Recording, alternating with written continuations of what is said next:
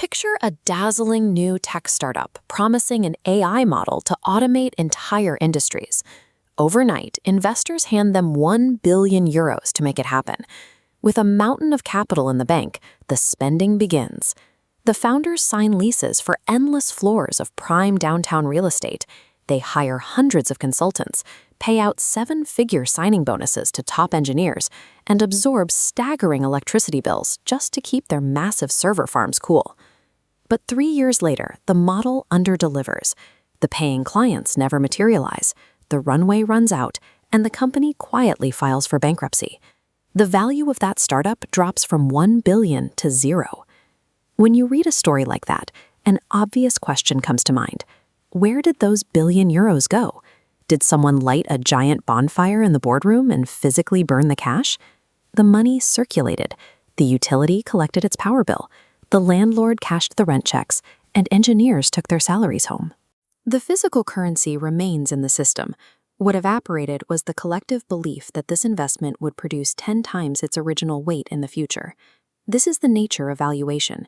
It is strictly paper wealth, representing an investor's hope for future returns, rather than the current presence of assets. When a company folds, that expectation is erased. The paper wealth collapses, and we are abruptly pulled back down into the crude physical reality of the territory. To find the real damage of a burst bubble, we have to look past the surviving physical money and examine the human elements that were lost along the way. To audit the loss of those human elements, we have to look to the philosopher Jean Baudrillard. Baudrillard warned we have entered the era of the simulacrum, where market signs and symbols have disconnected from underlying reality. He described a world where the map has devoured the territory. Society stops producing physical goods, living entirely within theoretical models and financial projections. Historically, you invested in a factory to produce tools. Today, hyper-modern economies trade in empty simulations. The current obsession with artificial intelligence represents the terminal stage of this hyper-real economy.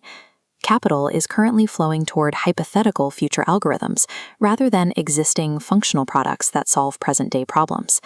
In this environment, investors are essentially funding a simulation of human life rather than supporting actual human life. This creates a mechanism where early speculators extract real wealth based on a shared fiction, leaving the final investors with the bill when the narrative shifts. When that technological fiction fails to produce the revenue required to sustain it, the market undergoes a sudden, violent correction. But the financial crash is just the surface. Beneath it lies a theft of human effort that no bankruptcy court can ever return. Economists use a clinical term for this damage, the misallocation of real resources. Translated into human terms, it describes the direct hijacking of our physical energy, our finite time, and our collective intellectual talent. This drain is purely physical. It requires a massive pull on the global electrical grid to keep these digital promises running in the data centers. Inside these rooms, the sharpest physicists, mathematicians, and engineers of our generation are effectively sequestered. These minds are not collaborating to cure chronic diseases or design sustainable public infrastructure. They are instead tasked with refining an algorithm strictly designed to keep you staring at a screen for 15 extra seconds. This represents a profound opportunity cost. We are losing the focus of entire generations to the construction of a fake world, while the problems of the real one continue to compound. When these debt-fueled simulations collapse, the resulting wave of cutbacks doesn't stay in the boardroom.